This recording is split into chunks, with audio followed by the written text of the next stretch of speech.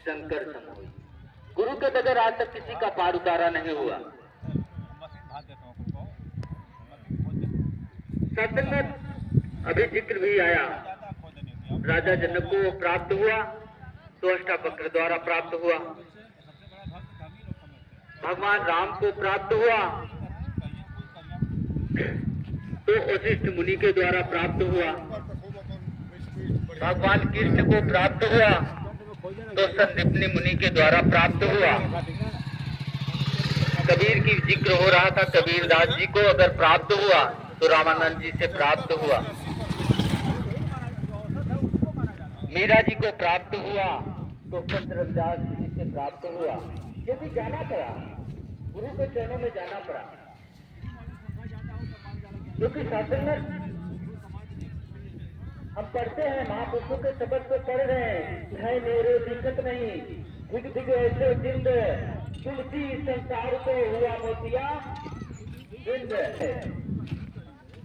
लेकिन फर्क में कितना है कि है मेरे दिक्कत नहीं, दिग दिग ऐसे जिंद, तुलसी संसार को हुआ मोतिया जिंद। पूरे संसार को पढ़ रहे हैं, किसी को कोई नहीं कर रहे हैं। यही बात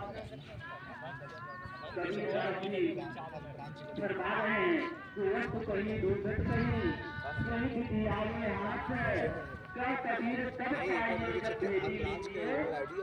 साथ खेती की तरह करो, जीवन में खेती नहीं आएगा।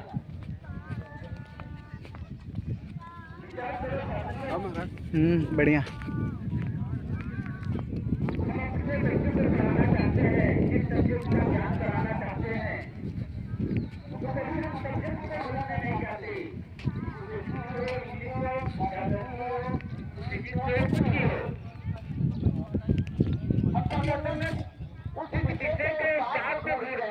मेरे बच्चे को इंग्लिश पढ़ा सके, मेरे बच्चे को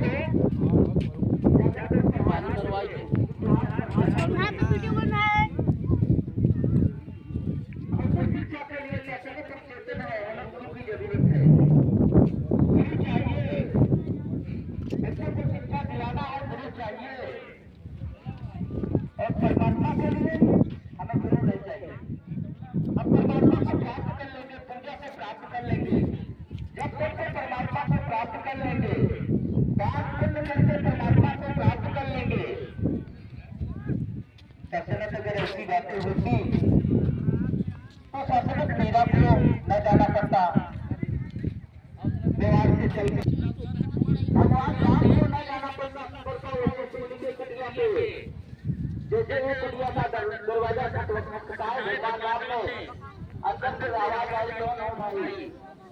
मैं सामने से जो आया कि मैं कौन हूँ? उल्टी जाने लगे, चलो बात में आपको जान लगे गुरु जी से। वशिष्ठ मुनि जी ने बाहर निकलते हुए कुटिया के एक फूल को उठाया था,